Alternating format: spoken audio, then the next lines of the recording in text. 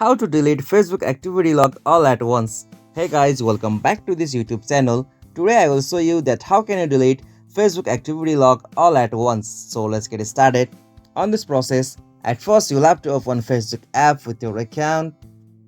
Alright, so once you open the Facebook app with your account, you'll got such interface. So from here, you'll have to tap on profile icon just at the top right corner. So simply tap on this. And now from here you'll have to scroll down and go the option like setting and privacy. Okay, tap on settings. Alright, so from the setting and privacy you'll have to tap on account center.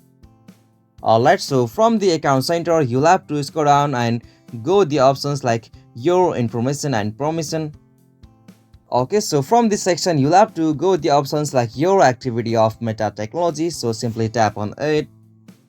And now from this section you'll get options like clear previous activities, so you'll have to tap on that option.